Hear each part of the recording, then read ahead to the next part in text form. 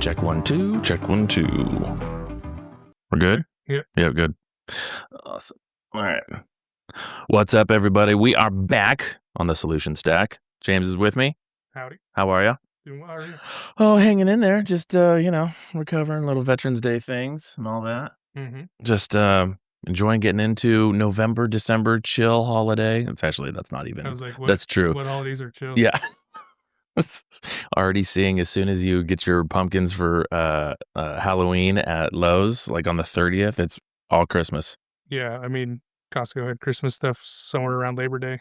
Dude, it's like, come on, give me a freaking break. I mean, Christmas is just a money grab in my opinion. Consumerism at its finest. Mm-hmm. Oh my gosh. So we are going to be chatting a little bit about vCISO. Yep. Explain what that is. I mean, a cool acronym. Well, so vCISO, the V stands for virtual. CISO is Chief Information Security Officer, and the Chief Information Security Officer is a role within organizations that focuses on risk. Generally leans more towards cyber, but risk for the organization, surfacing it, managing it, mitigating it. So effectively what they do is come in and say, hey, look, here's what you have. Here's the risks that having these things are posed to the organization, and here's what we're going to do to try to lower that risk or eliminate it if possible.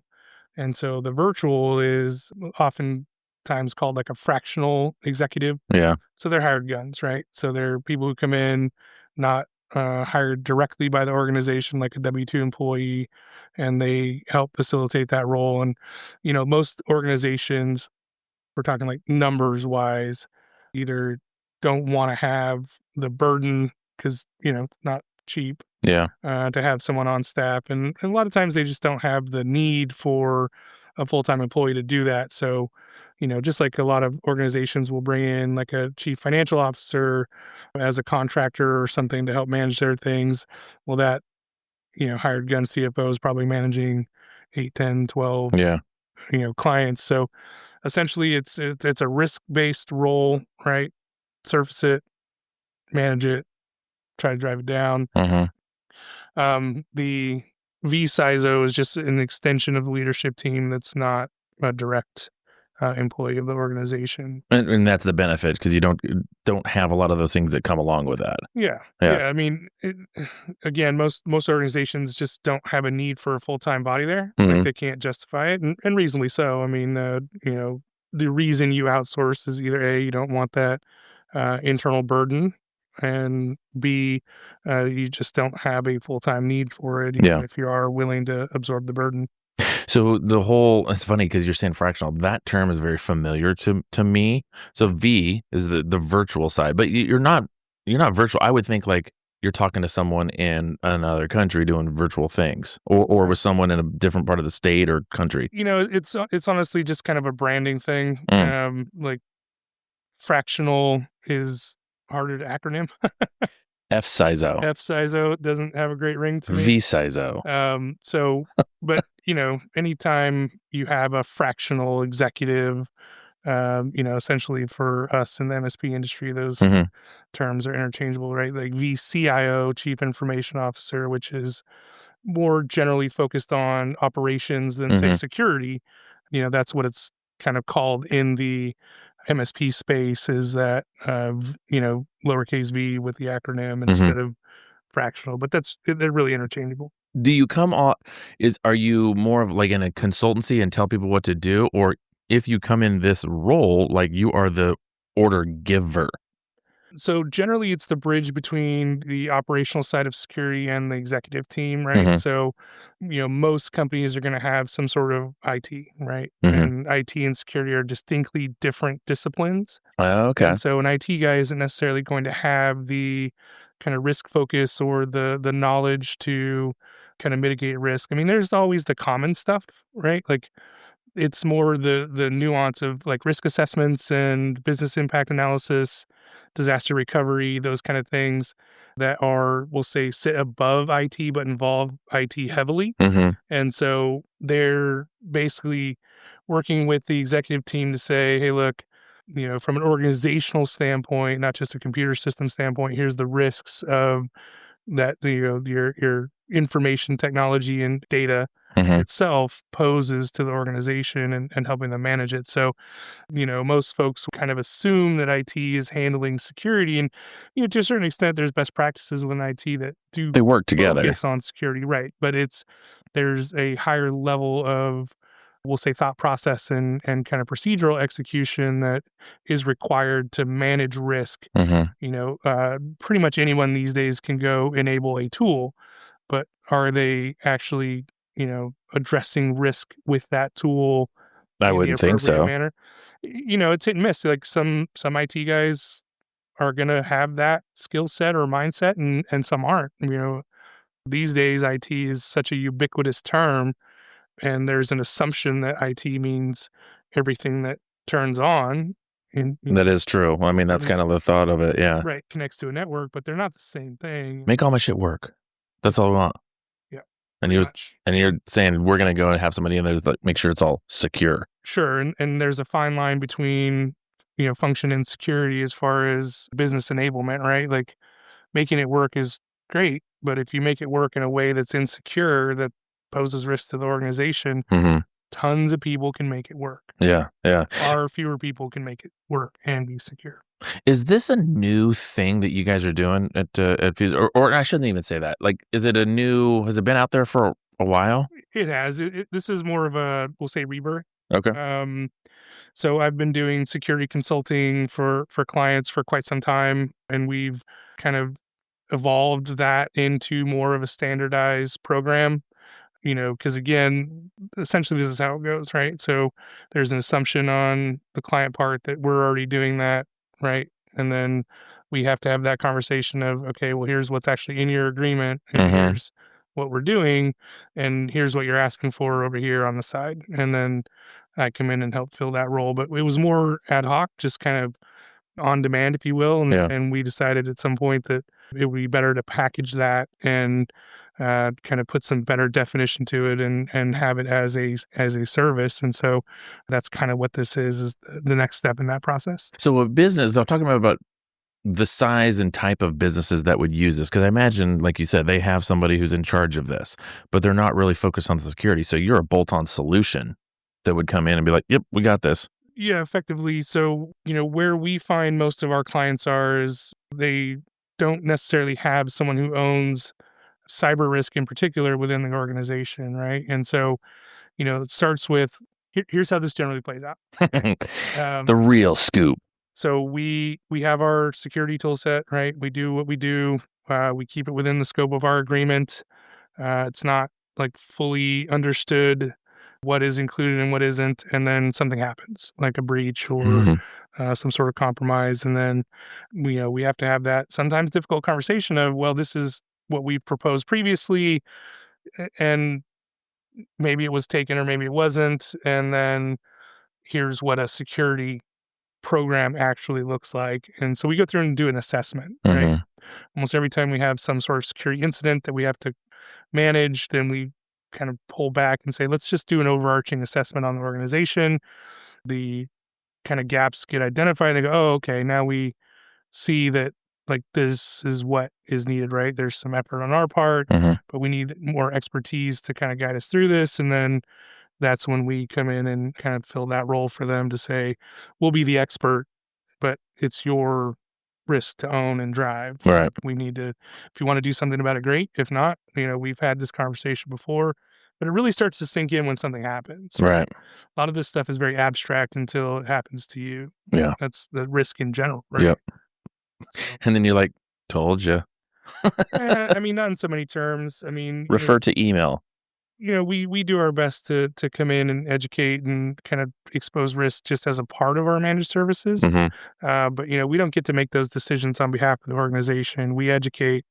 You as a client decides, yes, I want to do this or not, right? Mhm. And then we go and execute. And if your decision is to not address that risk or to not have these programs, well, that's your decision to own. Right. But when that risk gets realized, sometimes they go, oh, okay, let's kind of dive in and do a better job of this. Which that sounds kind of, inherent in business, right? Everybody brings their thoughts and recommendations to the table and, really it lands on the ultimate stakeholder to make the decision to move or Yeah. pass or whatever it is. You can lead a horse to water. Yeah, totally. So when you go in there and let's say you're hired by an organization, and I would imagine the organization size, couple $1,000,000, what, 20 to 50 employees, maybe they got someone in charge of it. Revenue is really not super relevant. It is and it isn't. So really, you kind of have to take a look at what are you doing? What is valuable to your organization, and what risks are posed to it. So we have clients as small as less than 10 users, Mm, right? mhm, mhm. And even some of those clients that are less than 10 users, they could have 2 million, they could have 5 million, they have 10 million in revenue. No, that's a Right. good Really point, yeah. depends on what you're doing and kind of what that is. But really at some point, just taking a step back to say, okay, like if our primary means of earning money is somehow damaged or compromised, like what are we going to do? So Right. is there a vertical then that it's more in line with being at risk? Or yeah, Well, yeah, that you would need security? I know they all are. I know they're they all are. sure. That's kind of a loaded question, I know, right? I So know. every business has value. Mhm. And so there is like a ubiquitous nature to having something to protect that value. There are certainly some industries that are more highly regulated or more sensitive Mhm. to things like privacy or security and things like that. So no, there isn't any one particular vertical. I mean, the ones that we'll say are kind of real common in the we'll say general knowledge is like HIPAA, right? Yeah. Finance, Mhm. anything that deals with sensitive information. They're more of a target. Yeah, well, and generally they have more regulatory obligations, right? Mhm. So those ones definitely put in because they have to a little more effort to things. But if you have a business and it uses information or technology in any way, and you're providing value to something, and there should be some effort to analyze what that value is and what to do to protect it. Right, right. When it how does it work? Have you guys like the structure? They come in, is it a monthly thing, weekly meetings and assessments and all that? I would think that like, if I'm interested in this, I want to know how is it going to play out within my organization. Yeah. You showing up on a Wednesday morning or what? Yeah, and so this is something that we kind of work with the organization to customize. Mhm. So Like your for car insurance. kind of, but the short answer is it does generally involve like a recurring meeting rhythm, right? Mhm. And setting objectives and goals. They have a concept called a plan of action and milestones, and that is kind of the key to developing a program. So essentially, if you have a higher need, there's more frequent meetings, right? Could be Mhm. weekly.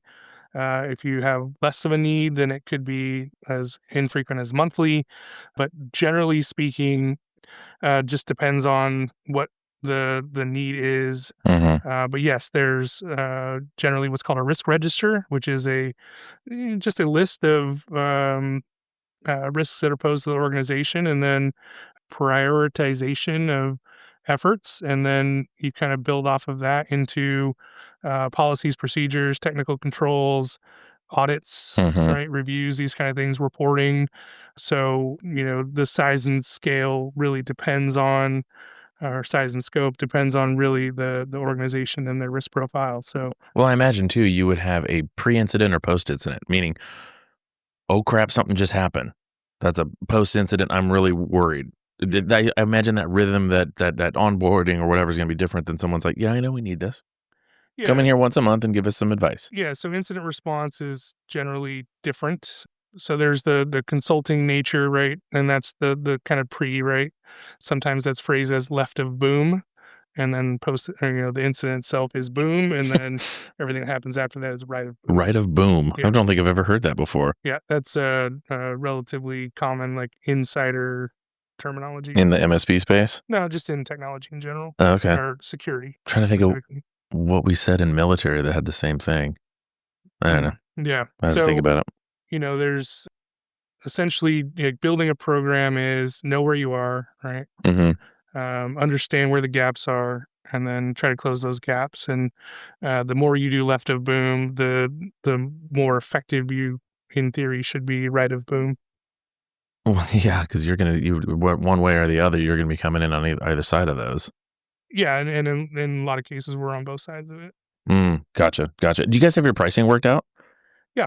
So we have different packages. Again, a lot of it depends on what the organization needs, right? Mhm, Where they're at with tooling and some of this stuff. And that's another component of kind of the flexibility with vCISOs. It could be strictly in a consulting role, meaning you have your own internal IT team, you own your own tools, all this stuff, and you're just kind of helping to define and refine mhm, those aspects of it. Or it could be even down to like, hey, we're going to go turn some wrenches for you, right? mhm. So there's a wide array of services that we offer within that. And again, that's where it kind of customizes out to determine pricing is like anything else. How much effort do we need to put into this? And Mhm. what are the hard costs for the tooling and things like that, right? But So, obviously, it's not gonna be an employee and everything that comes the loaded and unloaded and all that. no, right. And generally speaking, it's far more cost effective, Mhm. and just, plain level setting here. How much work are you willing to do and how much work do you want us to do? And that determines your cost. Yeah, gig economy. I mean, make taking advantage of it. Okay. Yeah. I don't know about gig economy, but it is, it's an outsourced contract. Yeah. Yeah.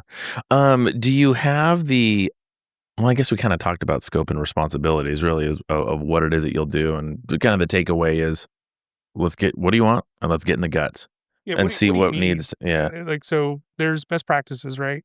And then there's our expertise that helps refine best practices and kind of tailor them to your organization. Look, every textbook has great information, but they very rarely apply one to one in real life. Mhm. There's always going to be some nuance and some variation on, we'll say, textbook best practices based on what an organization needs and how they operate. Yeah. So what we're doing is like we have a deep expertise on what these best practices are. We're going to come in and take a look at where the gaps are. Here's what you're doing. Here's the best practice. Here's what is best for your organization. And then let's go get it done. And that's, again, from a high level kind of vCISO leading the charge there from we'll say, brain power standpoint. Is there any limitations that it would have or like because you gotta somehow put this in a box, Yep. right? So, like, we do that, we don't do that. I understand you are gonna get in there and you've got a menu to pull from, that makes sense. But what are some limitations that of this role? So generally, things like vulnerability management. Mm, So vulnerability scanning is generally software based where you scan each machine and it pulls up against a known database of vulnerabilities, right? But remediating those is generally a significant effort because again, you're trying to be cautious of production and organizational need. So some organizations have legacy tools that you mhm, like can't update. So you have to put in compensating controls. So it just kind of builds a rabbit hole, right? So the vulnerability scanning, sure, we can surface that risk, which is what a vCISO does. We can help you plan to mitigate it, but a lot of the mitigation work generally is excluded mhm, because there's, we'll say, an unknowable amount of time and effort that goes into it. And that either goes into a time and materials basis or we'll say a kind of standalone add-on for that type of thing. So a lot of times breach response is not included in mm, vCISO work, right? So because again, there is a very variable amount of time and energy that goes into that, right? How much are you willing to be able to do that yourself versus how much are you going to pay me? Look, the reality is any consultant, any contractor, has to cover their own like expense yeah, and there's always margin. mhm, So, mhm, it behooves you to build it internally if it's feasible, but at the end of the day, these things that are, we'll say, harder to quantify or just generally not able to be, accurately estimated effort-wise, generally are excluded from those kind of monthly recurring type packages. right, you'll come in there with the intel, but you're not coming with the army to make it happen. Yeah, and I have an You can army. recommend yeah, well, yeah, And I can bring in that army, but, armies march on their stomachs, and essentially what that means is, gotta pay our people. right. Man, that's a lot. Well, awesome. Well, hey, we covered a lot, and, when are you guys rolling this out? Is this already good Already available, already ready so to go? come talk to us if you have some interest in this, and we're happy to kinda right size a program for you, and, the more modern take on things is we want to do just enough to keep you secure as we can, because you can't mitigate 100%. But the days of we're just going to shove security down your throat and lock everything down have long since passed. And Yeah. we're focused on business objectives and how security fits into that, not necessarily imposing security on things. So, it's like cliches take a long time to transition in society, but it's a much different approach these days to what it has been in the past. I 100% agree with you. And that's why you need someone who's, contemporary expert on these things to help guide that process. Yeah. Well, if you need a vCISO or an fCISO, you can supersize or whatever you want. Yeah. All right, man. Hey, thanks for coming in. You guys give us a call, fuse3.com. Thank you. I don't even remember the number. What's the number? The phone number? Yeah. 916-484-1780. Need to put a jingle on the end. My wife gives me crap because I used to wake up in my sleep. Yeah. Just kind of sit upright and thank you for calling Fuse 3. This is James. How can I help you? Dreaming about work. Yeah. Wow. When you get off the phone with her, oh, hey, thanks for calling. I've done that too. Get off the phone with my family and be like, love you. And then I've got it with clients, same thing. Yeah. Love you. They're like, what? Yeah. All right. So anyways, you guys call us. Bye.